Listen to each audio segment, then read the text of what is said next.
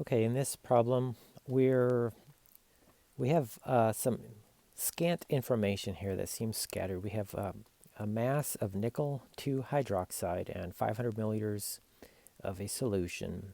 And, that might be a concentration or something. And we're asked to calculate the Ksp for nickel hydroxide. So first things first, we want to calculate the molar solubility. So basically, this is an example of us going from a molar solubility, and from that information, computing what the Ksp is.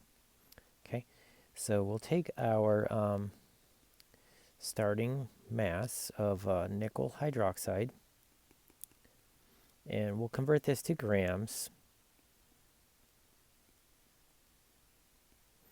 1 gram is equal to 1,000 milligrams, just like 1 liter is 1,000 milliliters. And so here we'll use the molar mass. I've already used my periodic table to calculate the molar mass of nickel 2 hydroxide. And 1 mole of this substance has a mass of 92.706 grams. Okay, so milligrams cancels, grams cancels, and we're left with moles. Let's go ahead and compute this on our calculators.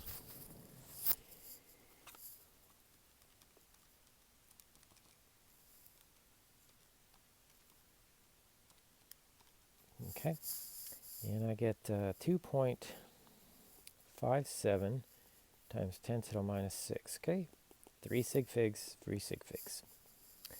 Now, that's moles of nickel. I'm running out of space to write the units there. Now, what I want to do is calculate the molarity.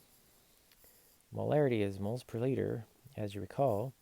So we want to do 2.57 times 10 to the minus 6 moles of a nickel 2 hydroxide divided by 500 milliliters. But we need to make sure this is in units of liters. Quite a few significant figures there. So divide that by 0.5. And what do you get? You get 5.16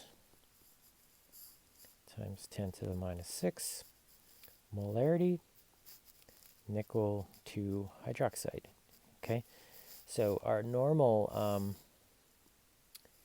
situation is where we're starting with the molar solubility there in the box, and we want to calculate Ksp. Now, remember what Ksp means.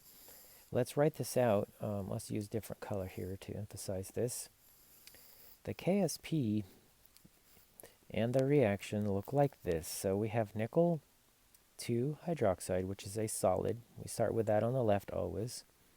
And we write the ions on the right here. And don't forget the little 2 there to balance this chemical equation. And the Ksp is, products over the reactant is a solid, so it's not over anything.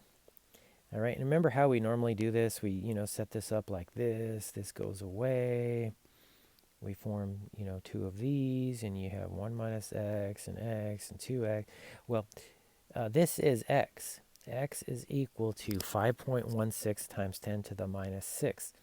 So what you need to do here is plug that into this formula. Okay, x and 2x go into these 2 spots.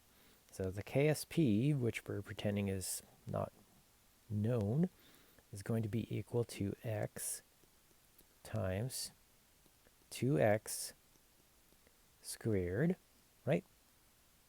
Let's just simplify this whole thing so it's easier to do the math. It's 4x cubed, right? And, x, we know that because that's given to us in the word problem. X is the molar solubility,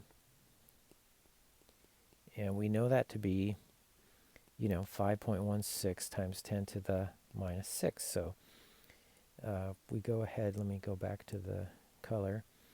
It's 4 times that guy cubed.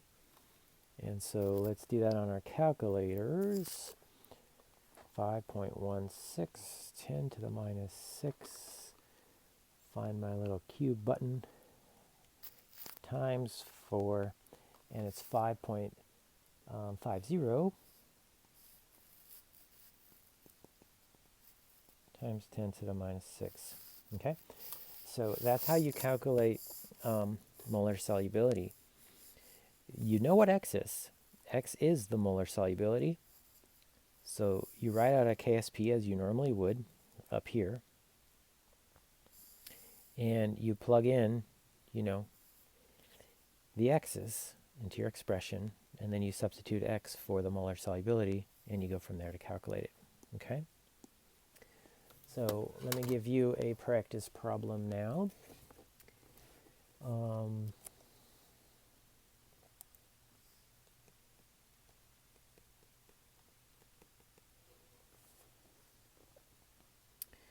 So 10.1 milligrams of copper 1 chloride can make a 0.250 liter solution. What is the Ksp?